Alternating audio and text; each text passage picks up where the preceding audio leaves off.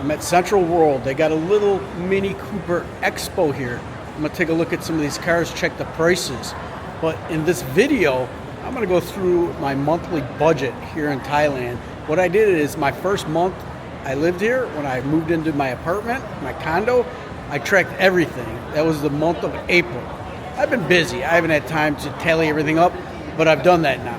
So I'm gonna go through everything, even things like prorated costs, you know, insurance and medications, visa, everything you can think of when it comes to your budget in Bangkok, Thailand.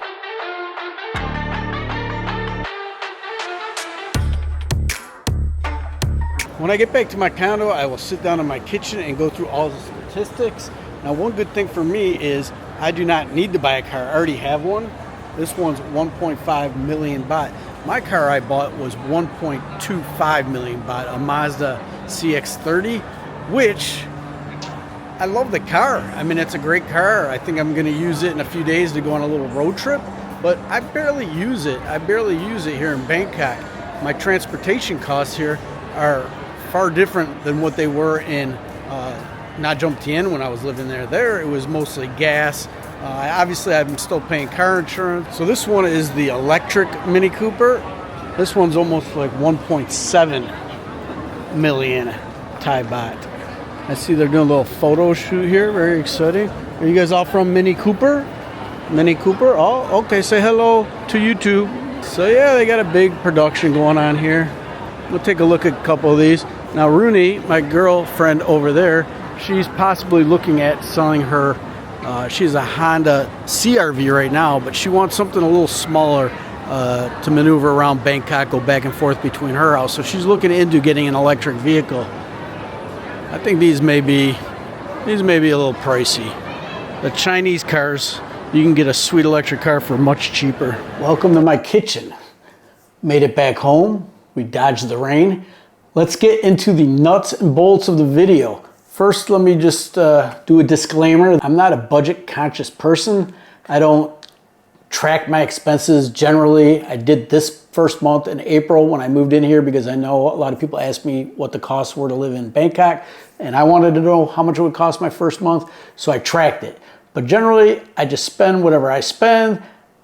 I don't spend a lot of money on clothes. I don't try to buy unnecessary BS. I just spend money on what I want to do, but I will spend a decent amount of money. I love to eat. I'm a foodie, so I spare no expense when it comes to where I eat. I also love traveling, and you know that'll be a huge part of my cost. But I will say that you know, I do like to stay in nice hotels, but I do compare a lot of prices and check different things to try to get the best deal. But I'm not going to stay, you know, in like a $20 dump. That being said, let's get into what I spent. There are some things that, you know, when you see some of these expense videos that people don't get into, like some you'll see in a minute, like different little costs that you pay, but you know, sometimes people don't think about putting that in their budget video. I tried to think of everything possible that I spend money on in Thailand, and I made sure to put it all in here. Now, I do have other expenses in America.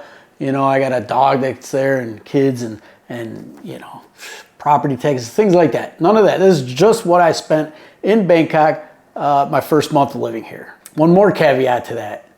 I spent more than what this total is, and I'll tell you what that was because I paid for some travel for future travel during the month, you know, that I use my credit card. So I'll tell you what that total was, but I didn't count it in the month grand total. Every morning, I like to go to coffee. And people say, oh, why do you go to coffee? You can get a coffee maker and save a bunch of money. Well, that's something I like to do. That's an activity. Like, you know, that's an hour or two that I blow a day just going to different coffee shops, trying different coffee and just getting out and seeing different areas. So in the first month I lived here, I spent $167 at coffee shops. Now that may be for me or me and my girlfriend. She was with me about half the month. You know, you got to figure in the food, the coffee, things like that are going to be a little elevated for about half the month. Dining out. This is my second biggest expense after rent. I like to eat out. I like to try different restaurants, and I'll just order whatever I feel like eating. Maybe we'll get a little view with our meal too, huh? Moxie Bar. Look at those people. What?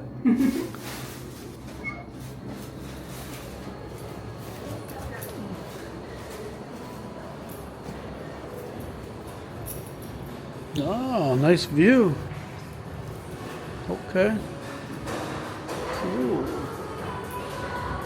Check this place out. Oh, wow. Got games. A gym. Do we get to use the gym with the restaurant? I think this is for the hotel. I think there's a hotel in here. This is it? Oh, okay. Okay. What hotel is this here? Okay. All right, guys, we'll figure out what we're gonna eat. Pretty open air, pretty nice place. Look at the menu here. I know they got some crab tacos I saw, some crustacean soup. I think I know what I'm getting. They got mac and cheese I saw. I'm getting this right here, a roller coaster. Bam. That's it right there. Well, here's my little steak. What'd you get? Is that masaman like a oh, it's like a rib, like a beef rib. That looks, I should have got that. All right, let's try this steak.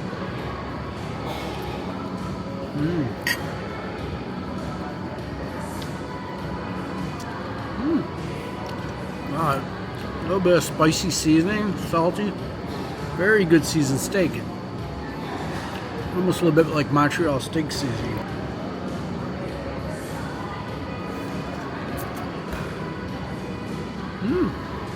All right, very good. Okay, total for lunch $12.79. So I don't know what's that. About 30 bucks US, I think. I spent $687 at restaurants during the month. Probably, maybe, I don't know, maybe one out of every 4 meals, maybe like Thai food, but you know, I love to go to Italian and Korean, Japanese, Mexican. I mean, you have everything here. Everything, burgers, pizza, anything you want to eat. There's probably 10 different restaurants within a square mile area of where I live. So I'm gonna try them all. Well, I'll never get to them all, but I'm gonna try as many as I can. Since we mostly go out to eat, I only spent a little over $24 in groceries for the month. So I think maybe we cooked like 2 meals here during that month. Clothing and other personal goods like that, I spent $103.43. Household products like toilet paper and I don't know, maybe cat food, whatever I needed, $108.15. Grooming, I'd buy these little wipes for my glasses and get my hair cut. And I think a couple times my girlfriend bought some face masks when she was with me. I think she waits till she's with me to get the face masks. Toss it in the bin there at Watson's. So that was 103 bucks for grooming. Entertainment. I think during the month I may have went out 2 or 3 nights. I know I went out with a buddy one night.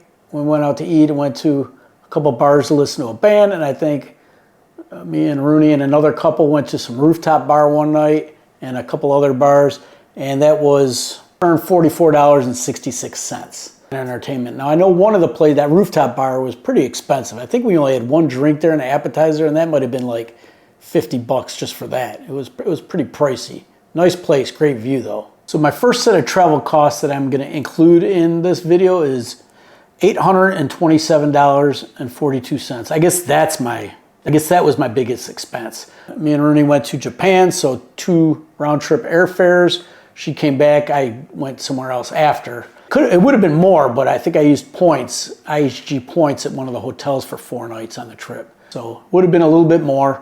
During the month, I paid for travel the following month, but I'm not counting that in this total. Transportation, I don't even think I drove my car once that month, but I prorated my insurance for the car in on this. And like Rabbit Card, you know, the BTS, the Subway, SkyTrain. If I used any like Uber, I know we did some Ubers in Japan and Bolt here, whatever. The total for transportation is $218 for the month. My utilities here, internet, electric, water, and my phone bill, $94.66. So I think that's pretty good for a month for utilities.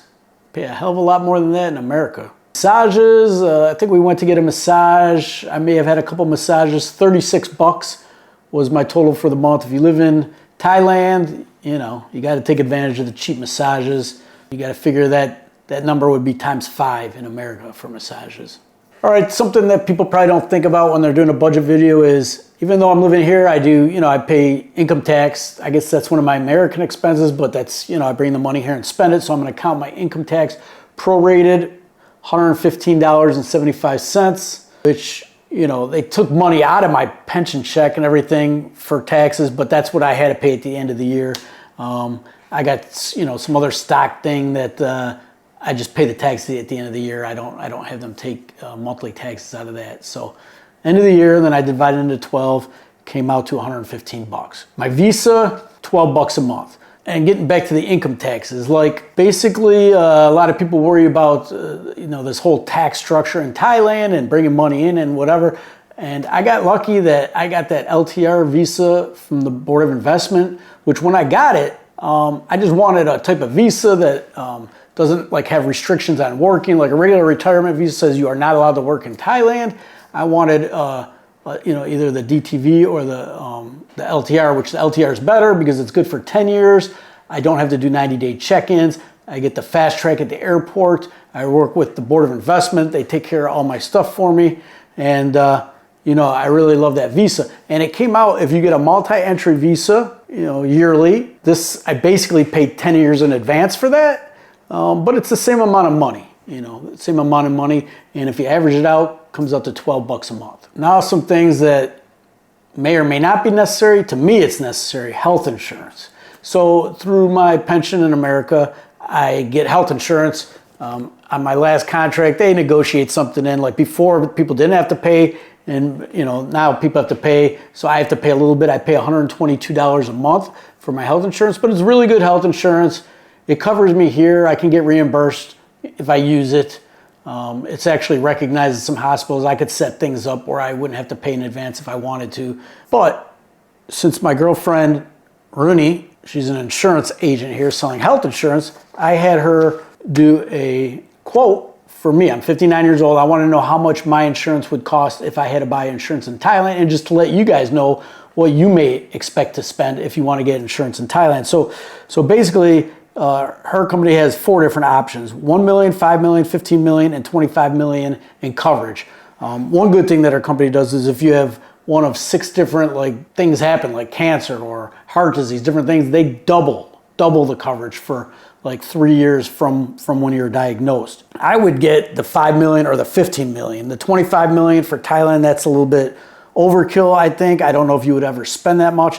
So I would I would get the 15 million, and that would come out to $177 a month. It's 69,233 in Thai baht, which is, like I said, about 177 a month. If I were to get the 5 million, it'd be 122 a month. And like I said, I'm paying 123 a month. So it's almost the same, the 5 million. I will put her information in the description if anybody wants to get a quote from her on how much it would cost you. But that's how much it would cost if you're 59 like me. Every age is different. I think it goes up every 5 years. So you can expect, your budget, if you're carrying insurance in Thailand, your budget's going to go up as you get older. So if I'm 59, at the age of 61 is when it would be the next big bump, every 5 years. All right, the last line item is my medications and supplements that I take. So I was just in America, and I got different things. Grab my little medications here and stuff. So, okay, so I have this medication that I'm still taking. None of your business what it is. I was taking a blood pressure medication. Recently, I did get a whole bunch in America in case I have to take it here, but I've been weaning down on that. And actually recently this week, after 12, 13 years of taking blood pressure medication, I'm off of it now. Since I've been taking the red ginseng I told you guys about in other videos, my blood pressure's been going down, my cholesterol went down. Is it related to that? Is it related to me walking like crazy in Bangkok? I don't know, but I love this stuff. And I started taking magnesium, and that I take at night between that Zingifi. I was sleeping really good, and now I take this every night. I am sleeping like a rock, having amazing dreams at night. It's kind of wild. Like a Zyrtec type of thing, and multivitamin. So I want to tell you guys about this app called Single Care. And I'm not affiliated with them at all, but I use that in America. So when you use Single Care, you go on, so like in my area, you got Meijer, CVS, Walgreens, you go on that and you say like what medication you want to take. It'd be like $30 here for like 90-day dose, $12 here or $60 here. It will tell you which pharmacy has the best, cost, and you just go there and get it, and they give it to you at the Single Care cost as long as you sign up and tell them you're using that app. Whereas if you were to pay out of pocket with just nothing, they would tell you it's like $300, $400, $500, $600 for the medication. That's what they say it is for me when I use my insurance. Then my insurance pays and I get a copay, and sometimes it's cheaper, but more times than not, the Single Care price is cheaper than my insurance copay. Like insurance, and nobody wants you to know that, but you can get medications really cheap if you use, there's a couple different apps like that. I use Single Care, I think Med something. There's a few different ones. So I will put the link to Single Care in the description. I'll put the link if you're interested in the red ginseng that I use. I've been having lots of energy, feeling great with that. I will put that link in.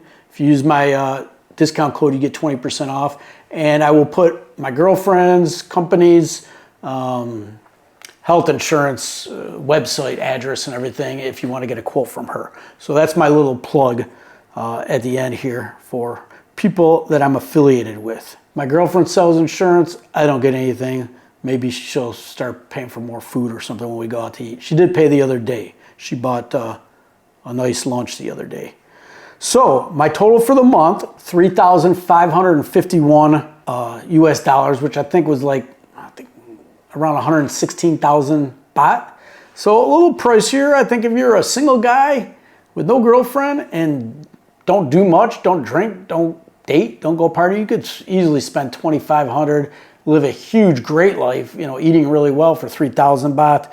If you're a party guy and, you could spend more, you could easily spend more. I easily could have spent more on my rent, because I was surprised that I got a place for 25,000 baht, $740 a month. I thought I'd be paying like 45,000 baht, but I'm happy with this place. I'm real happy. My other cost of the month, like I said, is I booked some travel for far in advance. I spent like another 2,800 bucks, but it's not every month that I have a cost like that, maybe once every 6 months or so. So, if I put everything together, it would have been like 6,400 bucks I spent, on the month. All right, guys, hopefully you enjoyed the video. Please consider subscribing to my channel, and I'll see you guys in the next video. If you want to tour my condo, check this video out right here.